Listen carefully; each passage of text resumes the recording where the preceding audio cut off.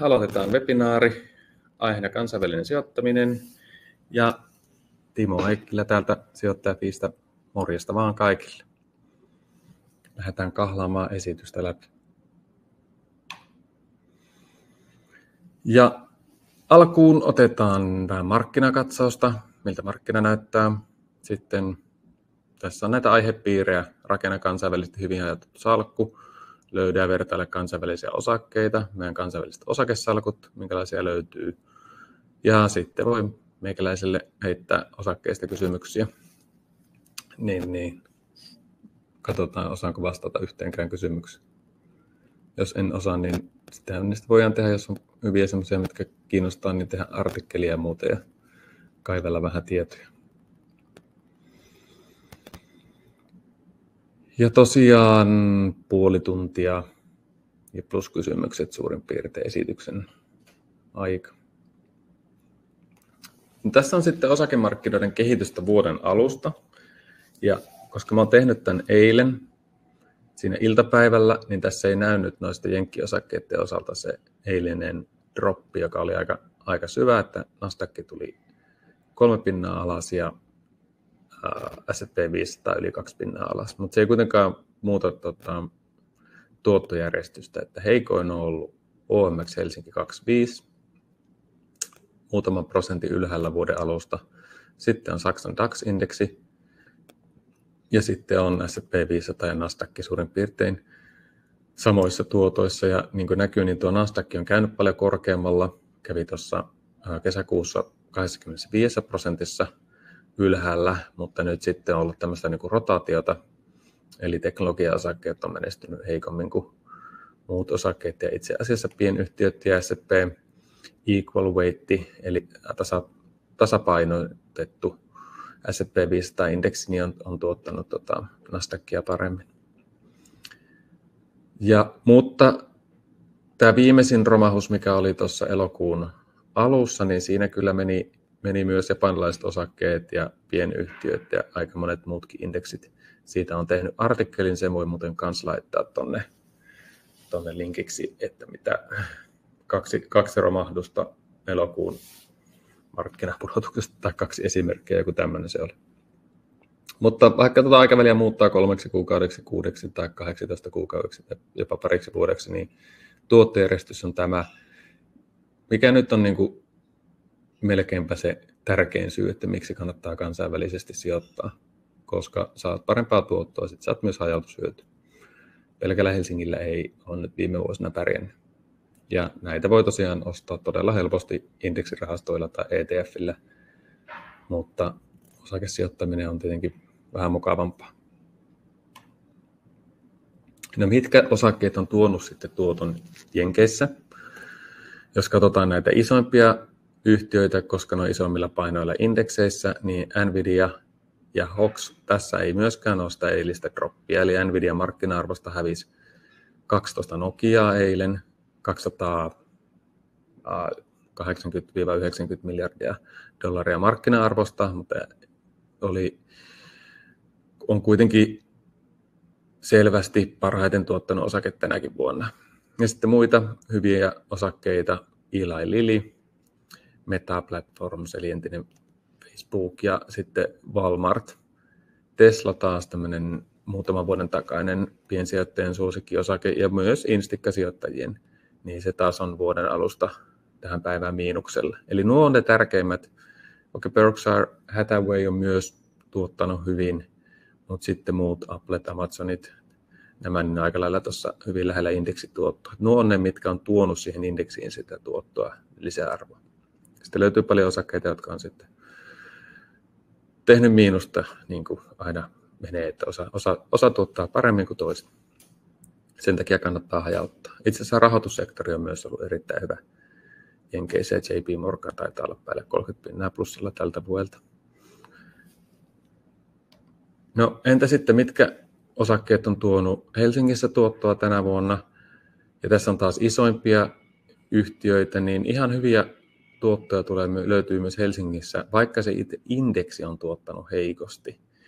Niin siellä on kuitenkin sitten osakkeita, jotka on pärjännyt ihan hyvin. Et vaikka Nordea ja Neste ei ole ollut mitään supertähtiä tänä vuonna, niin sitten taas Konecranes päälle 50%, Wärtsilä lähes 50%, Nokiakin 30% plussalla. Johtuu siis siitä, että viime vuosi oli tosi heikko, lähetti aika matalilta tasoilta ja nyt sitten on saatu vielä tämä yritysjärjestely, mobiiliverkon myyntihuhu, mikä on nostanut sitten kurssia, mutta joka tapauksessa, jos on Nokia-sijoittajia, niin nyt voitte taputella itseä olkapäälle plus 30%, se on oikein hyvä tuotto. Myös Orioni päälle 20%, Telia, niin kuin heikko osake, niin sekin on tuonut yli 20% tänä vuonna. Ja nämä taitaa olla vielä kurssikehityksiä, koska ne on TradingViewstä eikä meidän omasta osaketyökalusta näissä osinkoja mukana, niin se meidän tuotoissa on ne osingot uudelleen sijoitettuna, mutta haluaisin napata tämmöisen helpon vertailun tähän, niin että näette tätä kurssikehitystä. Ja Fortumikin on tuonut tuottoa, koska tuo OMX on tosiaan vain muutaman prosentin plussa.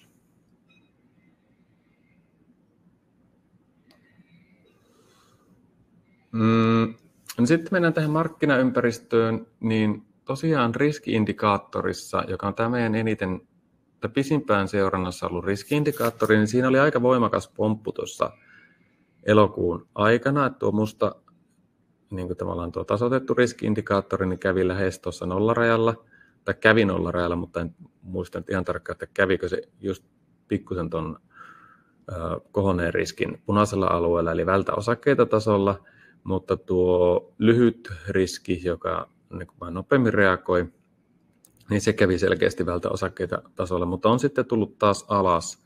Saa nähdä nyt, miten sitten, kun nyt nämä tämän hetken niin kuin kurssilaskut, jos nämä pitkittyy ja näkyy sitten muissa noissa riskimittareissa. Tähän ei ole laskettu pelkästään niin kuin osakekursseista, vaan täällä on niin kuin paljon näitä riskimittareita, tietenkin volatiliteetti on yksi tekijä, mutta mielenkiintoista nähdä, miten sitten seuraavassa päivityksessä. Tämä on aika tuore päivitys nyt.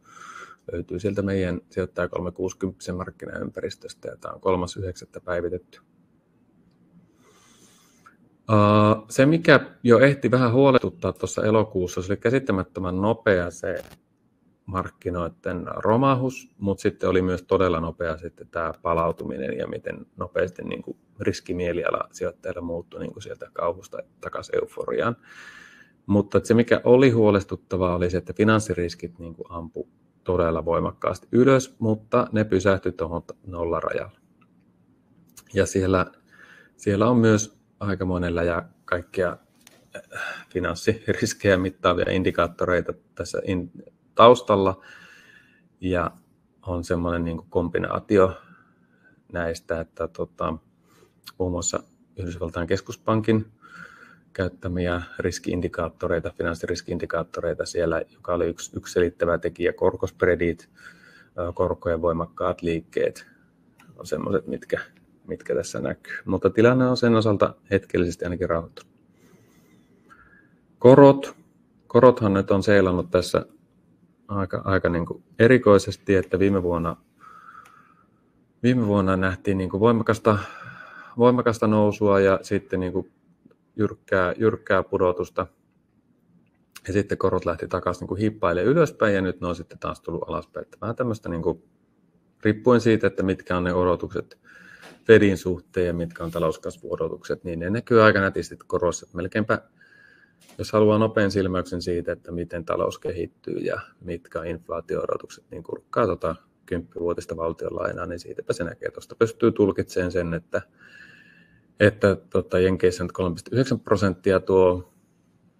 tuo 10-vuotinen, niin ja kun se on laskussa, niin se kertoo, että talouskasvuodotukset pitemmällä aikavälillä on vähän heikentynyt ja inflaatio on pysynyt aika maltillisena. Itse asiassa inflaatio-odotuksetkin on jonkun verran laskenut. Ja sitten tuo vaaleasininen, kun se on niin kuin ongelmamaiden korkospreadin erotus Saksaa vastaan, joka on se Euroopan niin kuin parhaiten luottoluokitettu isoista valtioista, niin siinä ei ole mitään piikkiä tai muuten. Ei ole tavallaan semmoista Eurooppa-velkakriisi uhkaa päällä ainakaan tällä hetkellä. Ja Suomessa valtionlainen korko on tuolla alle 3%, mutta näkyy kuitenkin tuossa valtion budjetissa, mitä eilen esiteltiin, niin lähes 3 miljardin korkokuluina, mikä on sitten aika iso tekijä, kun ajattelee, että tuossa vielä hetki sitten oltiin miinuksella, että ei olisi ehkä kannattanut silloin vaihtaa niitä kiinteäkorkoisia, nollakorkoisia valtiolainoja tuohon vaihtuvakorkoiseen, että siinä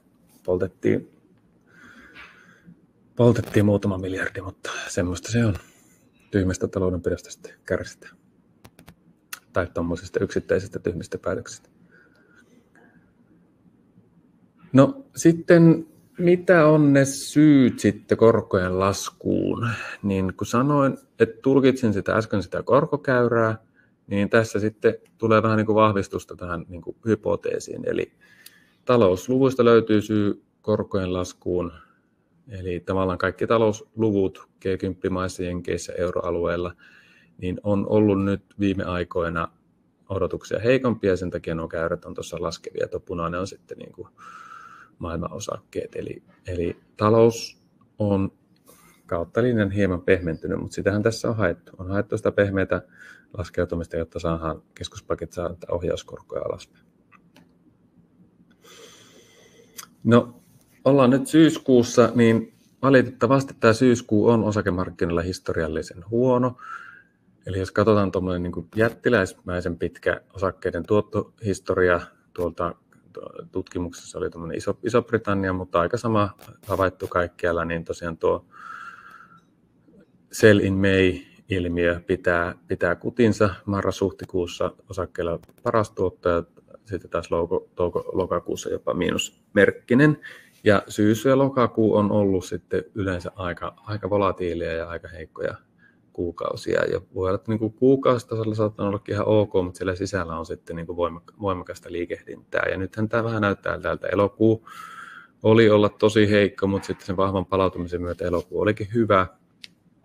Mutta syyskuu on alkanut taas heikosti, niin kannattaa olla nyt varuillaan. Ja tuossa on Helsingin pörssin 25 vuoden historia, niin syyskuu on myös tosi heikko kuukausi ollut Helsingissä, että ei vältytä siitä täälläkään.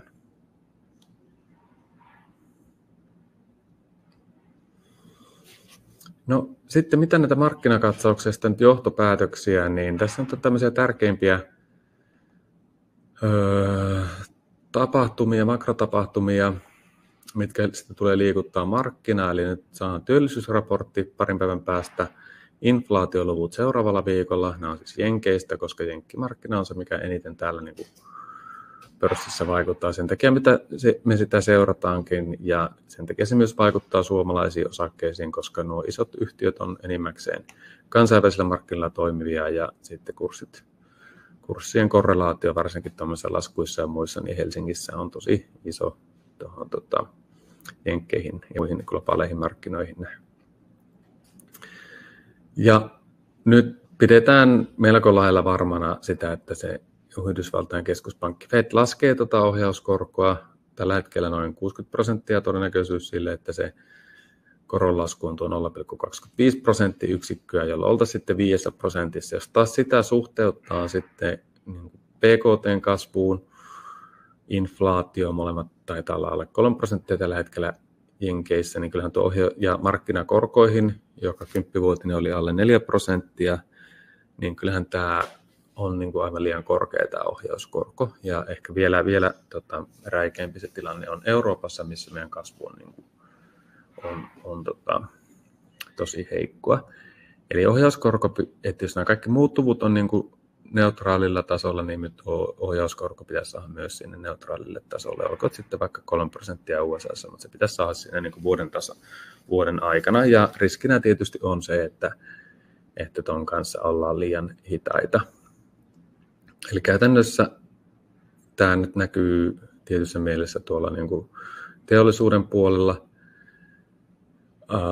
josta nyt saatiin USA:sta ostopäällikköindeksi ISM, joka eilen sitten osaltaan vaikutti siihen kurssilaskuun. Se oli aika heikko, 47,2, kun 50 kertoo neutraalilla ja yli 50 luku sitten taas kasvua. Eli meillä on varmastikin volatiileja aikoja edessä. Meillä on Jenkeissä vaaleja, korot on tosiaan edelleen aika korkeat ja se vaikuttaa tähän niin kuin yhtiöiden näkymiin. Ja sitten vielä semmoinen yksi pointti oli se, että niin kuin markkinat reagoi näihin Q2-tuloksiin, varsinkin Amerikassa niin kuin historiaa negatiivisemmin. Eli tuloksissa ei sinällään ollut hirveästi mitään vikaa. Ohjauksissakaan ei ollut mitään vikaa. Mä lueskelin noita fact-checkin tulosanalyysejä tästä niin kuin tuloskaudesta, niin sieltä ei oikeastaan löytynyt mitään semmoista selittävää tekijää niin kuin itse sieltä fundamenteista, että miksi niihin reagoitiin historiaa negatiivisemmin. Tulokset ok, liikevaihdon kasvut jopa niin kuin parempia kuin historiassa. Ohjauksissa ei mitään ihmeellistä. Lähes 80% yrityksistä ylitti odotukset. Ehkä se odotusten ylitys oli vähän niin kuin matalampi, niin mitä markkina odotti, niin ehkä se sieltä sitten tulee. Tavallaan markkina nyt nykyisellä arvostustasolla yli 20 PE:llä, niin odottaa 2-numeroista tuloskasvua. Jos niin kuin alkaa näyttää siltä, että siihen ei päästä, niin sitten tietenkin täytyy markkinavaluaatioiden korjata niin kuin toiselle tasolle sitten. Eli volatiileja aikoja on edessä. Hajautus täytyy saada kuntoon ja tutkailla myös noita defensiivisiä sektoreita. Niin tässä on niin kuin mun johtopäätös tästä markkinatilanteesta. Ja vielä sitten, että miksi kannattaa tänne maailman osakemarkkinoille sijoittaa, niin Suomen osuus maailman osakemarkkinoista on aivan niin kuin kärpäsen ininää, eli 0,3%, kun taas jenkit on 64%, Japani 5%, Iso-Britannia 3%, Kanada lähes 3%, Ranska, Kiina. Ja tämä on otettu tämmöisestä MSCI All Country World Index ETF:stä, eli tähän pystyy sijoittamaan, tuossa on tuo iSharesin ETF:n nimi, jolloin saa niin kuin kaikki maailman kehittyneet markkinat yhdellä sijoituksella, ja siellä on suurimmat osakkeet Apple, Microsoft, Nvidia, Amazon, Google, Meta, Eli Lilly. Yhdellä sijoituksella käytännössä koko globaali osakemarkkina. Mutta ne on sitten markkina-arvopainoilla ja muuta, että jos haluaa vähänkään semmoista niin kuin omaa tyyliä, että vaikka Amerikan paino vähän pienempiä, ei halua Kiinaa tai ei halua Japania tai ei halua Iso-Britanniaa, niin sitten se pitää rakentaa joko yksittäisillä ETFillä tai sitten niillä suurilla osakesijoituksilla. Ja nyt aletaan siirtyä sitten tähän varsinaiseen KV-sijoittamiseen. Eli meillä on 2 osakesalkkua tuolla eToron palvelussa. No miksi ne on eTorossa? Koska se johtuu siitä, että ne mahdollistaa salkkujen kopioimisen. Eli nämä meidän salkut pystyy sieltä kopioimaan, jos on itsellä sijoitustili tuolla eTorossa. Ja tässä markkinassa, nyt varsinkin tuossa niin elokuun alun kurssilaskussa, nämä globaalit laatuosakkeet on pärjännyt paremmin. Eli tänä vuonna tuotto on 13,5%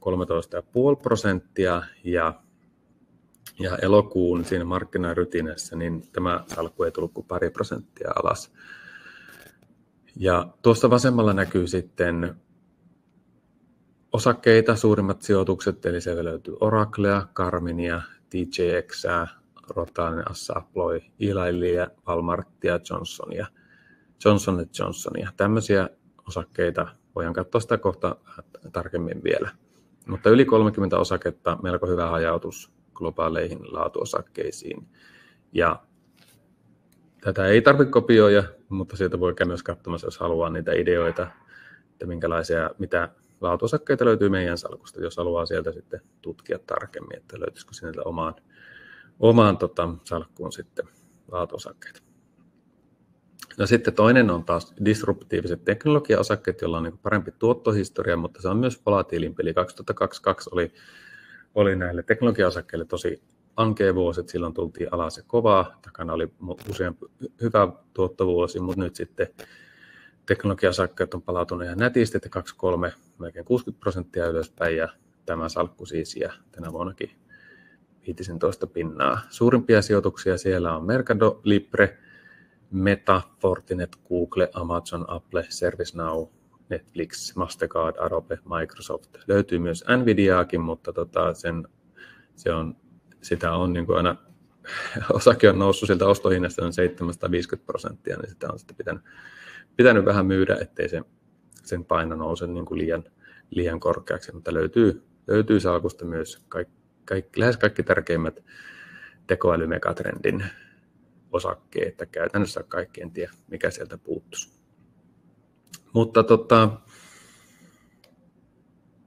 nyt voitaisiin siirtyä vielä sen, mä vielä näytän nuo kansainväliset sijoitussalkut tuolta ja voidaan sitten siirtyä tuonne sijoittaja 360 sitten lähtemään sitä salkun rakentamista.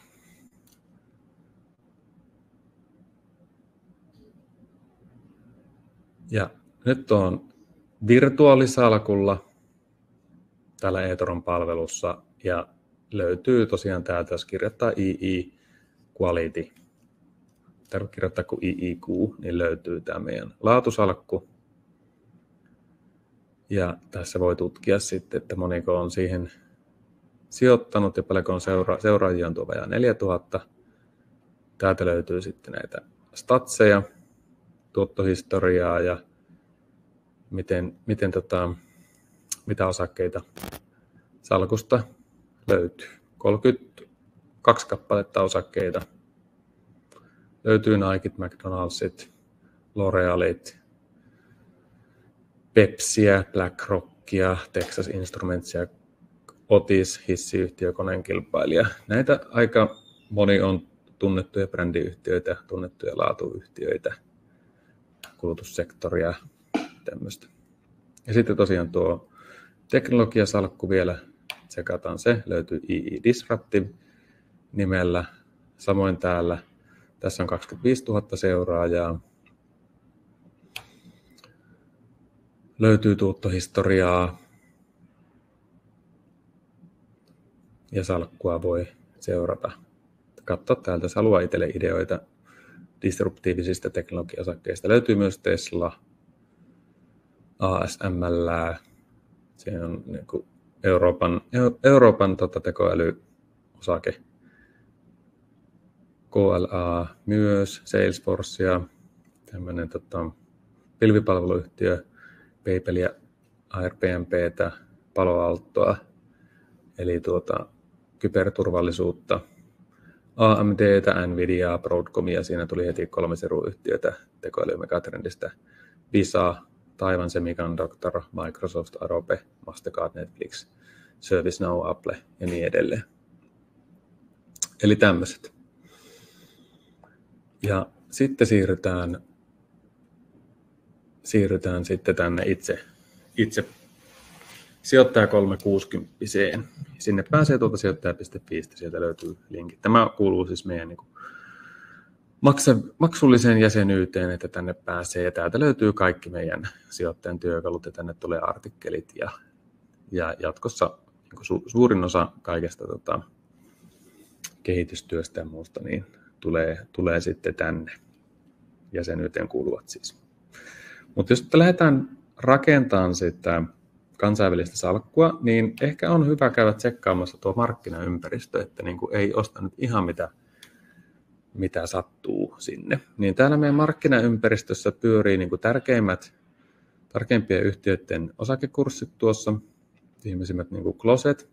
Ja sitten on tämmöinen nopea tilannekuva, jossa meillä on tämmöinen niin kuin nopeusmittarilta näyttävä riskimittari. Ja tämä tärähti nyt vältäosakkeita tilaan. Tämmöinen rauhallisemman jakson jälkeen nopea pudotus, volatiliteettipiikki, niin pam, meidän riskimittari on vältäosakkeita tasolla.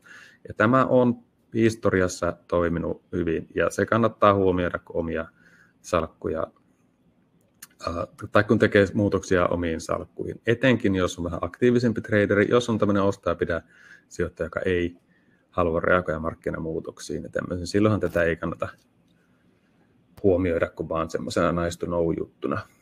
Sitten löytyy myös niin kuin Fedin ohjauskorot, ennustettu PE, S&P 500, inflaatio ja valtiolainojen korot. Ollaan mietitty sitä, että pitäisikö tuoda myös niin kuin Helsingistä nämä, mutta tämä on niin kuin ensisijaisesti se, että te näette sen markkinatilanteen, mikä liikuttaa markkinaa ja muuta, ne olennaiset jutut. Tässä nähdään, että valtiolainojen korot on alempana kuin Fedin ohjauskorko, joka niin kuin osaltaan myös kertoo siitä, että se ja inflaatio osaltaan kertoo siitä, että tämä luku on liian korkea. Analyytikon kommentti tässä on heti tästä, että miksi riskimittari on siirtynyt välttäosakkeita tilaan ja syyskuusta, ja sitten noita tärkeimpiä makrolukuja, jotka tulee heiluttaa nyt markkinaa syyskuussa. Sitten ne eli tämä markkinariski-indikaattori, finanssiriski-indikaattori, hirveellä ja muita sijoittajaindikaattoreita löytyy heti tästä alta, kun klikkaatte tätä markkinakatsausta. Ei ruveta sitä nyt katsomaan. Sitten löytyy S&P 500 ja VIX.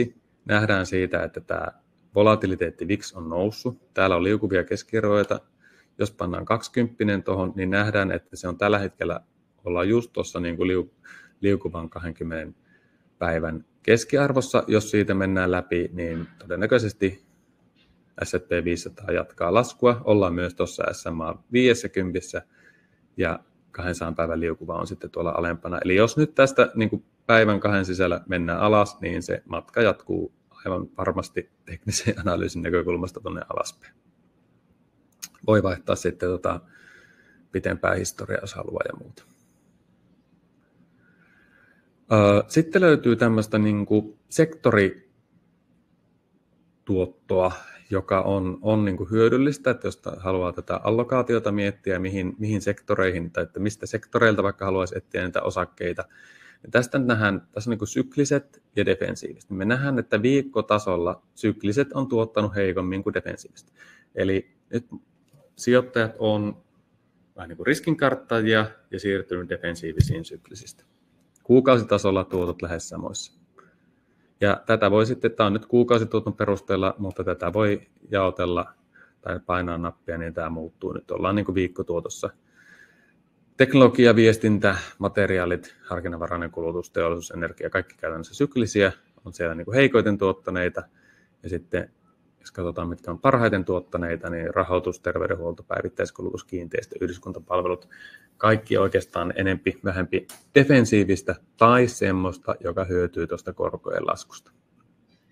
Eli jos tästä haluaa vetää niin kuin johtopäätöstä, niin jos mentäisiin tällä trendillä, uskotaan, että korot laskee, talous ehkä heikkenee, ohjauskorkoja tullaan alaspäin, niin tästä porukasta voisi esimerkiksi katsella niitä osakkeita, defensiivisiä sektoreita, yhdyskuntapalvelut, kiinteistö, päivittäiskulutus, terveydenhuolto, rahoitus.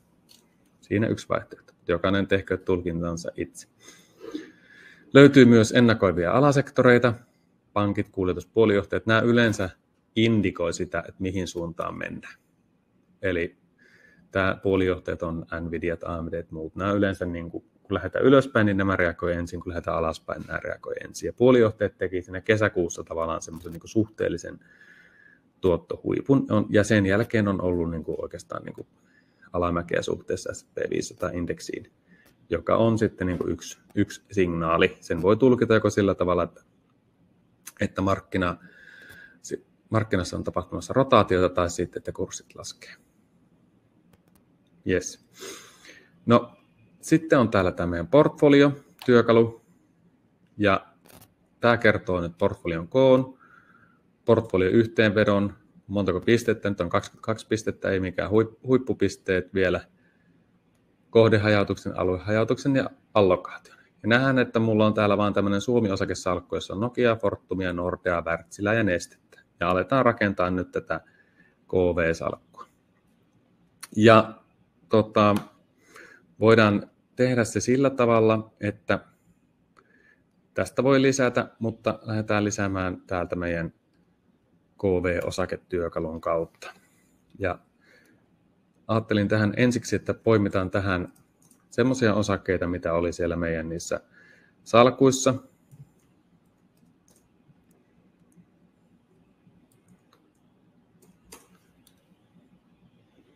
Niin tässä on näitä meidän disruptiivisia teknologiaosakkeita. Ja katsotaan myöhemmin tätä pisteytystä ja muuta, mitä täältä löytyy, mutta nyt nämä oli siellä meidän salkussa. Näitä haluan lisätä, niin se tapahtuu sitten ihan tällä tavalla.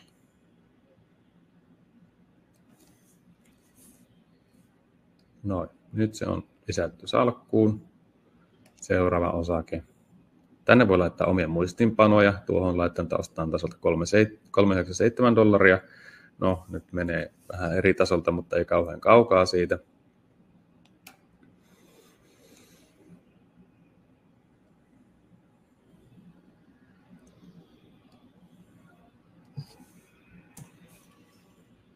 Noin.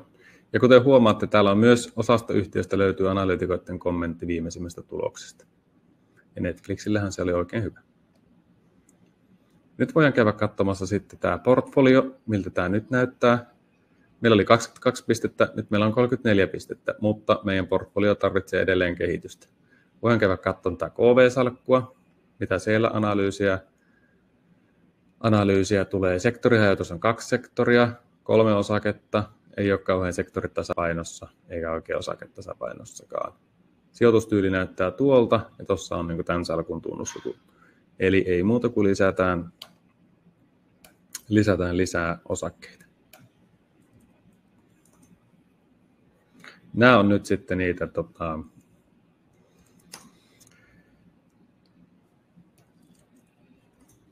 quality, globaaleja laatuyhtiöitä.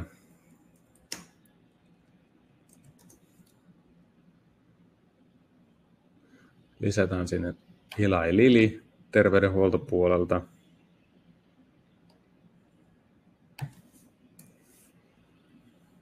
Vaikka 2 osaketta. Assa Abloy, teollisen puolen laatuyhtiö Ruotsista.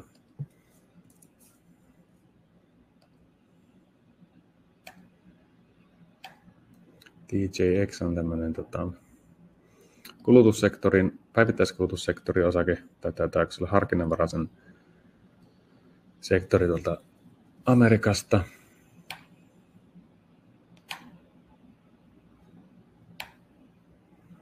L'Oreal on varmaan aika tunnettu brändiyhtiö monelle ja ihan myös hyvä osake. Walmart on taas tosiaan ollut niitä S&P 500 niin parhaiten tuottaa niitä osakkeita ja tuntuu, että tällä hetkellä se amerikkalaisten niin kulutushan siellä on aika niin kuin ollut vähän kaksijakoista, että toiset kulutussektorin yhtiöt niin kuin mennyt heikosti ja huonoja tulosraportteja, ja sitten Walmartilta esimerkiksi erittäin hyvä, että nyt niin kuin selkeästi kuluttaja Amerikassa arvostaa tällä hetkellä niin kuin arvoa, valuetä, eli value for money, eli mitä saa niin kuin järkevällä hinnalla laatua. No hei, nyt nähdään jo, että meidän portfoliopisteet on noussut jo 52. Ja tätä voi yrittää, kun tätä itse rakentaa näitä salkkuja tänne, niin yrittää saada tätä vaikka vihreäksi. Tämä huomioi allokaation, eli jos sulta puuttuu täältä korot, niin se et saa huippupisteitä. Jos aluehajautus on puutteellinen tai sektorihajautus on puutteellinen, niin ei tule huippupisteitä. Ja tämä huomioi myös sitten, että yksittäisten salkkujen, onko täällä nämä laatikot vihreällä vai ei. Nyt meillä alkaa olla jo sektorihajautus riittävä ja osakehajautus ok, ja sektoritasapaino on hyvä ja osaketasapainokin on ihan hyvä. Meidän tämän KV-salkun sijoitustyyli on, niin löytyy osinkopisteet, on ihan kohtuulliset, löytyy kasvua, arvostusluvut on vähän korkeat, koska arvopisteet on heikot, on erittäin laadukas, melko matala riskinen ja hyvä momentti. Voidaan katsoa tunnuslukuja, no PE on 32, no se selittää jo heti tätä, miksi arvopisteet on vähän heikommat. Osinkotuottokin on heikko, mutta pelkästään osinkotuotto ei tuo osinkopisteitä, vaan osingon vakaus ja kasvu. Ja varsinkin Amerikassa monesti osinkotuotto on niin kuin aika pieni, mutta saattaa olla yhtiöitä, jotka on jakanut 50 vuotta peräkkäin osinkoa ja nostanutkin sitä. Liikevaihdon vuosikasvu ihan hyvä. Tuossa on sitten muita tunnuslukuja. Ja mistä muualta kuin täältä osaketyökalusta voi saada sitten ideoita, niin meillä löytyy täältä tämmöinen ihan sijoitusideat-osio. Täällä on ajankohtaisia salkkuideoita. Löytyy meidän mallisalkut. Nämä 2 ensimmäistä on ETF-salkkuja, sitten on Suomi-fundamentti-osakesalkku, suomalaisista osakkeita valmiita listoja, laatuyhtiöt, osinkokoneet, kasvuyhtiöt, kansainvälisistä osakkeista sama. Laatuyhtiöt, osinkokoneet, kasvuyhtiöt. No, äsken me poimittiin tänne jo laatuyhtiöitä ja kasvuyhtiöitä niistä meidän disruptive- ja quality-salkuista, niin ei mennä nyt tänne. Mutta voitaisiin katsoa, että mitä mä oon laittanut elokuun ostoslistalle silloin, kun oli tämä kurssiromahus. Katsotaan, mitä KV-osakkeita täältä löytyy. No, täältä löytyy esimerkiksi Visa, Microsoft, Oracle, Nvidia, Netflix, Alphabet, Meta. Eli kun kurssit laskee, niin, ja tästä löytyy myös ihan oma artikkelikin, niin tässä semmoisia, mitä kannattaa sitten tarkkailla sillä silmällä. Niin ainakin itse kiinnostaisi tästä esimerkiksi tuo rahoitussektorin teknologiayhtiö Visa. Voidaan katsoa kurssikäyrää. No, ei näitä hullummalta sekään. Lyödään Visaa tänne KV-salkkuun. Ja voidaanko me jättää tekoäly-megatrendin Nvidiaa ulkopuolelle? No eipä kyllä oikein voida. Tänne on kirjoittanut muistipanokset, odota kurssilaskua ja osta sitten. No kurssilasku on nyt käynnissä, mutta ehkä me odotellaan vielä niin kuin tosielämässä hetki, että mille tasolle tässä mennään. Täältä löytyy sitten tämän kurssin lisäksi myös paljon muuta tuottotietoja. Tällä hetkellä YTD tuottaa Nvidialla 140%. Ja nähdään, että arvostustaso tämän vuoden, koska Nvidialla on tämä tilikausi 2025, eli loppuu tilikausi tammikuussa, niin se kirjataan tällä, että nyt ollaan tilikaudessa 2025. Niin 41,8 PE, se on korkea, mutta se ei ole enää niin kuin ihan mahdoton. Yes. No, nyt ei varmaan ihan hirveitä muutoksia tähän portfolioon tullut, kun lisättiin vaan pari pistettä. Itse asiassa siellä vähän pysyi aika lailla ennallaan tai jopa tipahti, eli tavallaan hajautus varmaan heikkeni hieman. Ja voidaan sitten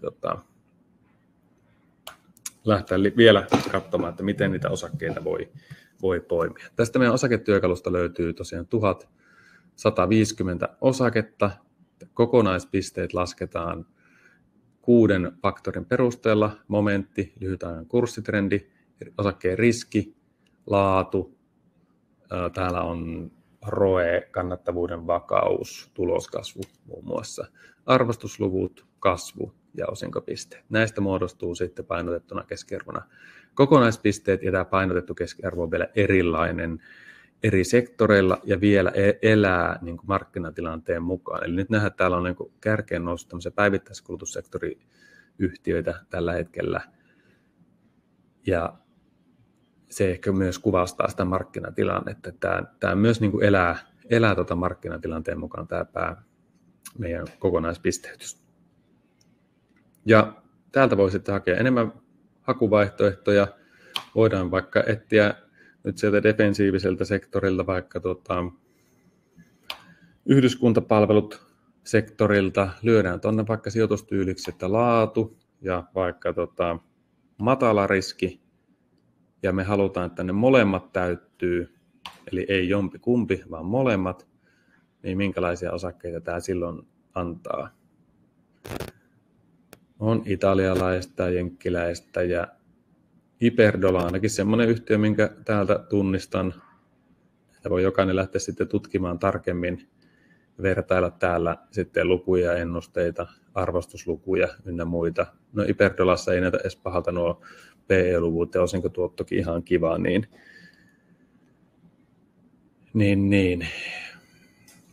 Kurssikäyrässäkään ei ole mitään valittamista, niin eikä me lyödä Iberdolaa sitten tänne salkkuun. Mutta näitä voi tehdä näitä hakuja tosiaan, ja kannattaakin ehkä tehdä niin kuin sektoreittain. Ja täältä tehdään näitä sijoitustyylejä. Muista aina tyhjentää hakuvaihtoehdot. Voi tehdä myös sillä tavalla, että kirjoittaa tähän jonkun maan ja etsii sen perusteella ihan vaikka parhaat kokonaispisteet. No Deutsche Börse näyttäisi olevan siellä kärjessä. Rahoitussektori, johon ei kuitenkaan vaikuta lainat tai tämmöiset, niin otetaan sitäkin tuonne salkkuun.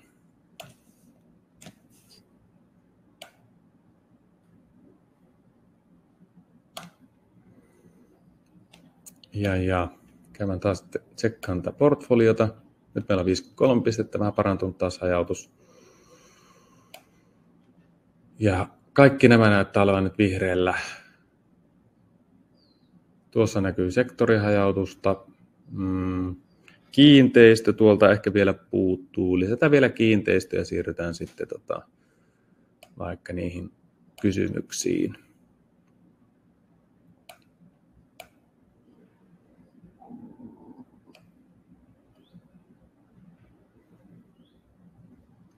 Tuosta. Realty Income on myös tuttu tuolta Jenkeistä. Katsotaan, miltä se näyttää. Hyvä osinkoyhtiö. No, kiinteistöpuolella välttämättä kasvu ei ole se tärkeä, mutta on myös kasvu. Arvostusluvut on korkeat, ok laatu, hyvä momentti, kokonaisriski. Tässä näet, että momentti on hyvä. Jos katsotaan tätä kurssikäyrää, niin nähdään myös, että tämä lyhyen tähtäimen trendi on selkeästi nouseva.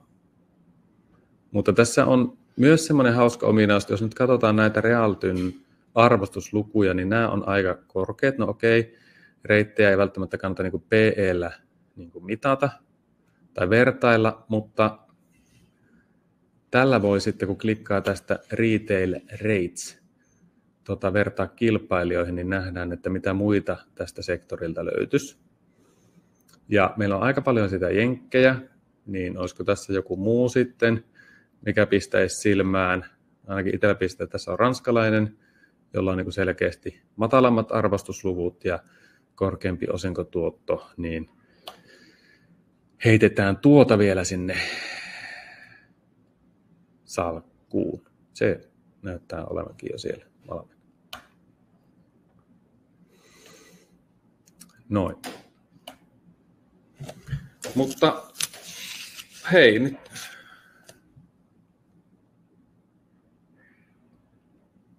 yes.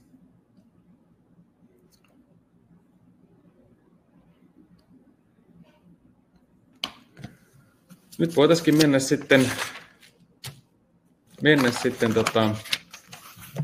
siihen, että mitä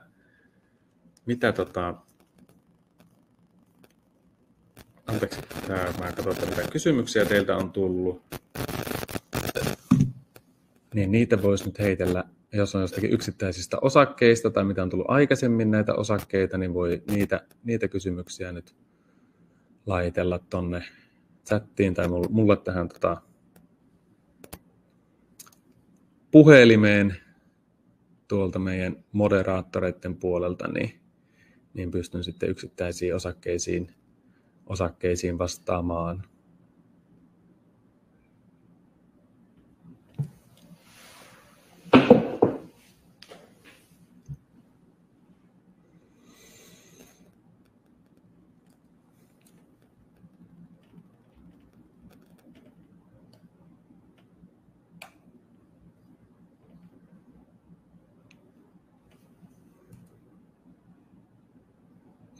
Hexagon AP. Ainakin täältä chatista tulee, niin lähdetäänkö, sanotaanko, että ei ole varsinaisesti, niin kuin, katsotaan ensiksi, että löytyykö sitä täältä.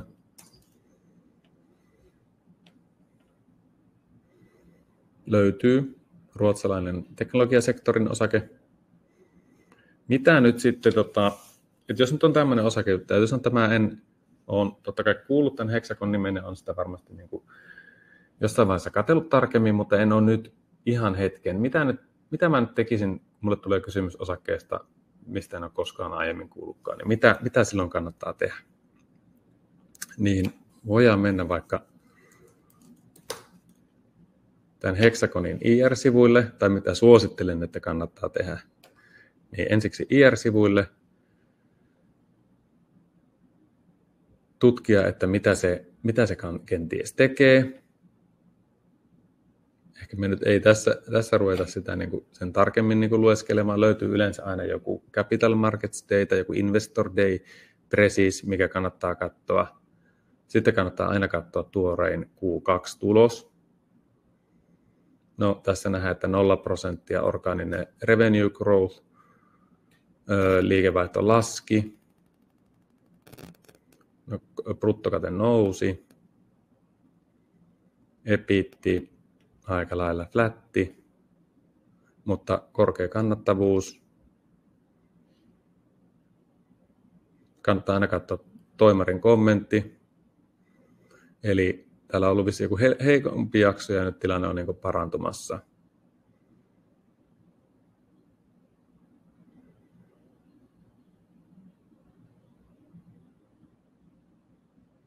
Ja nyt Q3 kuitenkin ennustetaan vähän heikompaa tilannetta. Sitten voidaan tutkia tämä Hexagonia täällä osaketyökalulla tarkemmin vielä. tosiaan korkea EBIT, ROA vähän matalampi, EPSin, niin kuin hienoista EPSin kasvua, arvostusluvut, no heijastelee ehkä noita lukuja, että niin kuin korkea EBIT, mutta sitten PE-luku, siis tuloskasvu vähän kuitenkin matalahko, niin tuo PE-lukukaan ei ole mikään niin kuin mahdottoman korkea. Osinkotuotto alhainen, mikä on tyypillistä teknologiasektoriosakkeelle. Laatupuolella ihan ok, kannattavuuden vakaus. Kannattavuustrendi on kuitenkin positiivinen, vaikka tuo tuloskasvu onkin vähän heikompi. Okei, 5 vuoden tuotto, no kohtuullinen, mutta 3 vuoden tuotto. Eli tuolta 2021, ehkä silloin on ollut sellainen koronapiikki, että sieltä vähän heikompi, ja nyt tänä vuonnakin laskua. Sitten klikataan vielä tähän tämä one-pageri auki.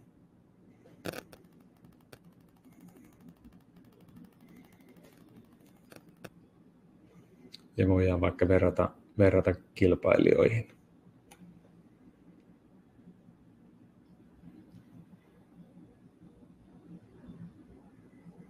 Niin kuin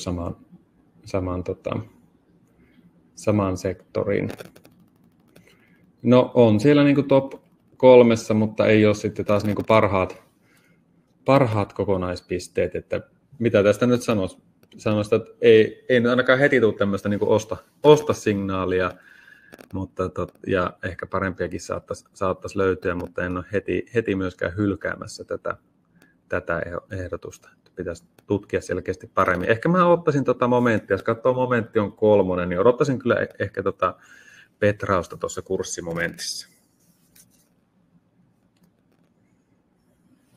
Sitten, oliko niitä kysymyksiä? Mihin niitä on tulossa? Ilmeisesti katson sitten chatista. Pfizer.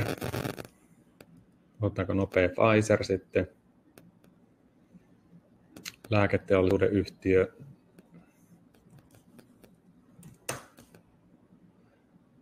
Tosi heikot pisteet, 45. Heikko momentti, no aika matalariskinen, heikko laatu, arvostustaso, ok, kasvu heikko, osinko heikko. Osinko erinomainen. Pitkän aikavälin tuotto huono, nyt niin kuin flätti tämän vuoden osalta. Täällä näkyy vielä analytikkojen konsensussuositus, jos niitä tykkää katsoa.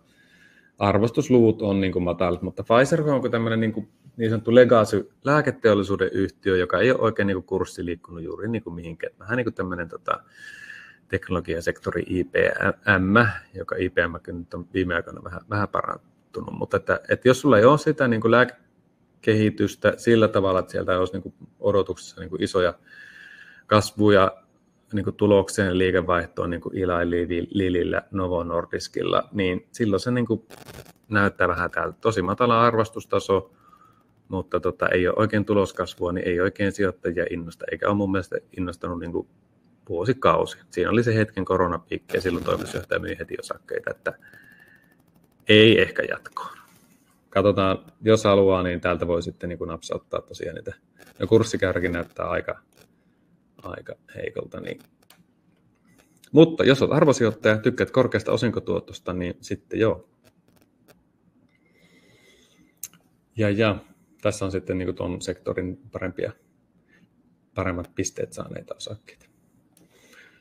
No sitten kysyttiin Nvidia. No eka nopeasti tässä, että millä perusteella osakkeet on valittu, esim. Main-osake Jenkeistä puuttuu, niin tässä on siis S&P 500-indeksin osakkeet, kaikki löytyy. Sitten löytyy Nasdaq 100 ja sitten vielä poiminto. Eli jos on semmoisia osakkeita, mitä sinne niin ehdottomasti haluaisi, jos löytyy siitä niin dataa, että saa noita pisteitä laskettua ja muuta, niin me voidaan lisätä sinne. Että näin. Nvidian kurssilasku syytä, onko syytä olla huolissaan vai jatkuuko nousu? No, elokuussa tultiin se 20% alaspäin, silloin huhtikuussa tultiin vielä enempi, eli kun kurssi on noussut noin räjähdysmäisesti ja odotukset on niin kuin ihan tapissa, niin silloin näitä kurssilaskuja niin kuin vaan tämmöisten osakkeiden kohdalla niin kuin tapahtuu. Katsottiin äsken, että se valuaatio ei ole mikään niin kuin aivan älytön, mutta on se edelleenkin niin kuin korkeampi kuin S&P 500 ja Nasdaqilla ja niin kuin kuuluu ollakin. Mutta näkymissä, mitä Nvidia on kertonut ja mitä isot megateknot on kertonut tästä niin kuin investoinneista tuohon tekoälyyn, niin siinä ei ole mitään niin kuin huolta. Eli fundamenttien puolesta Nvidia on ihan jees, mutta odottaisin kyllä nyt tässä, että mihin mennään ja sitten mikä se kurssitaso on, sitten jokainen saa päättää itse, että onko se alle $100 vai mennäänkö sinne, missä käytiin huhtikuussa niille tasoille vai mitä. Se riippuu niin hirveästi tästä markkinatilanteesta, mutta sanotaan, että itsellä on ostonappissa se, että kun hyviä paikkoja tulee, niin on kyllä nappia painamassa. Mutta voi myös ottaa ETF:lle, jolla tulee koko sektori. Miten tiheästi osakevalinnan työkalun tietoja päivitetään? No siis tähän niin kuin kurssitietoja ja näitä momenttitietoja samalla ja arvostusluvuuteen päivitetään päivittäin. Mutta että sitten niin kuin tämmöisiä niin kuin laatu, mitkä niin kuin tulee sieltä niin kuin kvartaalikatsauksista ja muista, niin ne päivittyy sitten 2 kuukaudessa. Sitten Seppo sanoi, että kun eTorossa esimerkiksi 30 osaketta mallisalkuissa, niin se vaatii jo mielekkäin, eli 10 tonnin salkoissa hajautus olisi mielekästä, niin tuohonhan pystyy muistaakseni vielä $100 kopioimaan sen. Että siellä eTorossa pystyy ostamaan osakkeiden osia, niin se ei vaadi 10 tonnin salkkua. Mutta jos sen rakentaa jossain niin kuin normaalissa palvelussa, niin siis niin kuin oman välittäjän kautta, niin sitten se vaatii aika ison salkun, koska esimerkiksi Mercado Libre niin taitaa olla $1,800 per osake, jos ostaa yhden osakkeen. Mutta kopioinnin sen voi tehdä tosiaan muistaakseni sillä vielä $100. Se tulee osakkeiden osia siinä.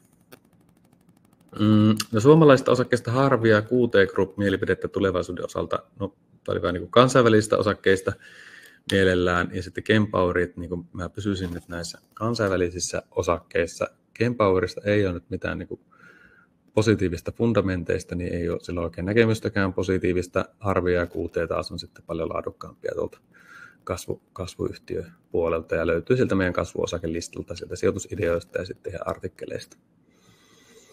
Mikä olisi hyvä Intian sijoittava rahasto, niin silloin lähtisin sieltä meidän ETF-työkalun kautta itse sinne. No hitsi, mähän voin näyttää se, tämä tässä hölisi. ETF, täältä voi valita vaikka osake. Intia, katsotaan mitä se sanoo. Voi leikkiä myös itse. Voi ottaa tuosta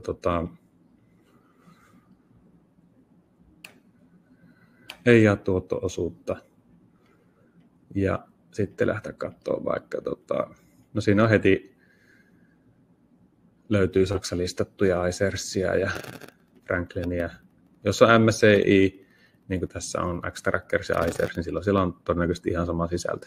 Toinen on fyysinen, toinen on synteettinen. Sillä saa niin kuin kustannustehokkaan tämmöisen ratkaisun sinne, joka on sitten niin kuin se Intian markkinan mukainen. Jos sitten haluaa jotakin, että siellä on eri osakkeita, mitä niin kuin indeksissä, niin sitten tietenkin jonkun rahaston kautta. Meiltä löytyy myös sitten rahastotyökalu, jolla voi tutkia, että löytyykö täältä Intian rahastoja. Nordea Intia, OP Intia. Siitä mä oon tutkinut.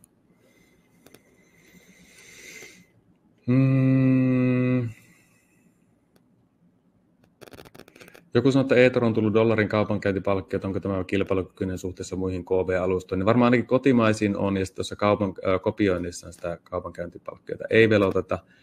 Ja tietenkin riippuu vähän, että minkä kokoisilla summilla ostat. Jos ostaa niin kuin $50 ja sitten lähtee dollarin kaupankäyntipalkkioon, niin silloinhan se on suhteellisesti aika iso, mutta sitten jos puhutaan niin kuin tuhansien dollareiden sijoituksesta per osake, niin silloinhan se $1 nyt ei ole kauhean iso kaupankäyntipalkkio, kun monesti se tahtoo olla, että se minimi on niin kuin 5-15 euroa näissä ulkomaille sijoittaessa. Sitten taas Lynxit ja Kirot on tietenkin edullisempia. Vastaapa Timo kysymykseen puolustusteollisuuden osakkeista. Ensimmäinen kysymys. Katsotaanpa mikä täällä oli, miksi se meni mulla ohi. Mutta meillä on tosiaan tuo vertailussa 6 puolustusteollisuuden yhtiötä. Niin mun mielestä se analyysi on aika hyvä. Mä en ole sitä itse tehnyt. Meillä on niin kuin parempia analytikoita tuohon vastaamaan sitten siihen, mutta kyllähän niin kuin ihan tuosta Suomen budjetistakin näkee, että puolustusteollisuus on se, mihin laitetaan valtiot laittaa rahaa, niin tuskinpä siinä nyt ainakaan semmoista mitään isoa niin kuin fundamenttisesti niin kuin heikkoa Eli varmaan sitä kautta ihan niin kuin positiivinen vaihtoehto. Sitten on tietenkin nämä eettiset kysymykset. Jos ostan osakkeita e-torosta, ovatko osakkeet niin sanotusti synteettisiä, niin ei ole silloin aitoja osakkeita, mutta sä voit ostaa CFD, eli jos sä ostat sieltä suomalaisia osakkeita, niin ne on CFD, että niitä ei kannata ostaa, tai niitä ei kannata siksi ostaa, koska Suomen verotuksessa CFDn tappioita ei saa vähentää. Mutta jos ostaa niin kuin shorttaa tai ostaa vivulla, niin silloin ne on synteettisiä, eli CFDitä, mutta muuten ne on ihan aitoja osakkeita. Pankkirahastolla näyttää olevan 10-kertainen palkka ETF Franklinin verrattuna. No näinpä se monesti tuppaa olemaan.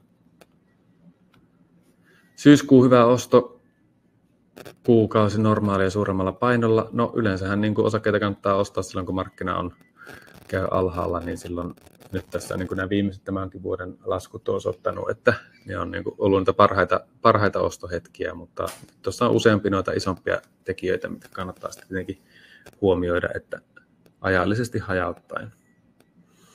Mikä olisi hyvä osinko ETF? No, niitäkin löytyy sieltä niin kuin se meidän ETF-työkalun kautta eri ETF-taloilta löytyy näitä hyviä osinko ETF:iä. Mä en tähän hetkeen niitä pysty vertailemaan, että kannattaa sieltä niin katsoa, että se löytyy se oikea listauspaikka, että se on UCITS ETF, ja sitten katsoa vähän sitä sisältöä sen ETF-talon omilta sivuilta, että mikä se strategia on, että onko se kasvava osinko vai onko se osinkotuotto vai mikä, ja sen mukaan sitten tehdä se oma valinta. Ja onko se tosiaan globaali vai jenkkeihin vai Eurooppaan vai mihin sijoittava. Ehkä tähän hetkeen niin kuin just tämmöinen niin kuin kasvava ja vakaisiin osinkoyhtiöihin, tavallaan vähän semmoinen niin kuin defensiivisempi laskevan korkojen ympäristöön, niin voisi olla oikeastikin ihan hyvä nosto. Joo. No mutta toivottavasti tästä nyt oli jotakin iloa ja apua tuohon kansainväliseen sijoittamiseen ja mitä tämä sijoittaja 360 voi siinä auttaa. Ja jatketaan sitten webinaareja. Mahdollisesti voitaisiin alkaa ottaa niin kuin premium-puolelle niin sitten semmoisia viikoittaisia katsauksia, jossa voisi olla vaikka nopea markkinakatsaus ja sitten vaikka just osinko-osakkeet tarkastelussa ja jotain muussa. Että me tehdään tätä sijoittajilta sijoittajille ihan teitä varten intohimoista rakkaudesta lajiin. Ja sen mukaan halutaan kehittää tätä palvelua ja mielellään otetaan vastaan palautetta ja kehitysehdotuksia. Pyritään sitten niin kuin resurssien mukaan muokkaamaan siitä semmoinen, niin kuin itse halutaan käyttää, mitä muut sijoittajat saadaan kaikki mahdollisimman parasta tuottoa ja ollaan parempia sijoittajia itse kukin. Niin tosi paljon kiitoksia kaikille osallistuneille lounasaikaa näin paljon porukkaa, niin olen oikein otettu tästä.